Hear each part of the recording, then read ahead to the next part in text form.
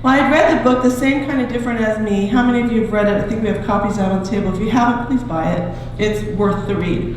I was reading this book, and there's a chapter in there that I'm falling apart reading this chapter. And basically, the story is about this homeless man and this rich art dealer who become really good friends. At some point in the book, the homeless man, his name is Denver, he is loving on and caring for another homeless man, and he goes to the soup kitchen every day and gets lunch for this man and brings it to him because he's too sick to go himself. And every time when Denver brings him the meal, this guy, he first has to clean him up because he's got some kind of a stomach issue, so there's throw up everywhere. And when you're homeless, it's really hard to clean those kind of things up. So he always brought stuff and did his best to clean him up. And the man couldn't even feed himself, he had to feed him.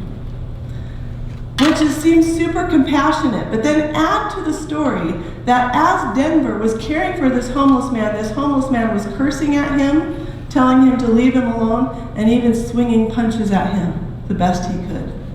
Told him he hated him, didn't want him there. Denver persisted. And I remember crying as I'm reading the words and the language of this chapter, thinking, and I just said out loud to God, most natural response, I could never do that. I could never do that.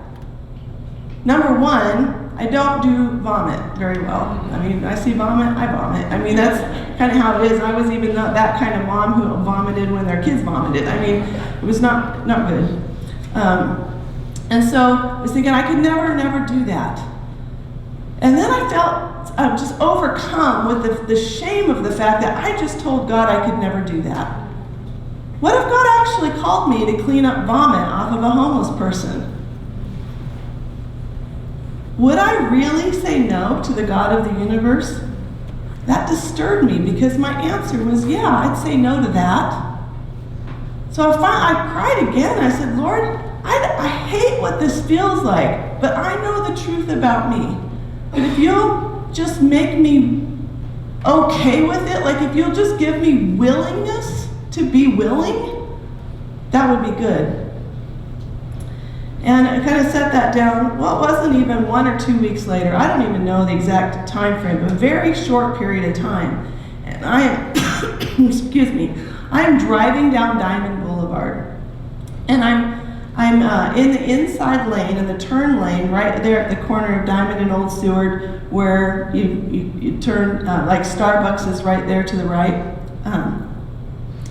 And right there, coming around the corner, right by Starbucks, so 3 lanes away from me, I see a homeless guy come around the corner on his bike, and he crashes off of his bike.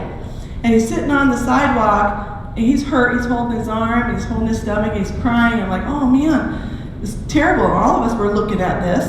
And he then began to hold his stomach and rock back and forth, and then it happened. He began to profusely vomit. He threw his head back, and so the vomit was running down his neck into his coat. And I looked down because I'm now beginning to heave a little.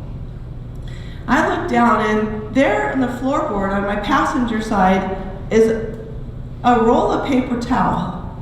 I have no idea how it was there, but I resented very much the fact that it was. And I remember just starting to weep and thinking, God, you wouldn't dare. This is not funny. It's not a joke. I'm going to find a new religion. I mean, I was like, this is not okay. You're calling me out. You're calling me out. You want me to go clean throw up off of a homeless man. So now I'm mad, I'm upset, and I'm dry heaving. So I get turned around, and it's hard when you're in that spot to get back into Starbucks. But I get down there, make a loop, get around, and get back there. I'm like, I gotta clean this thing. I'm just, the adrenaline is pumping. I'm furious. I'm feeling sick.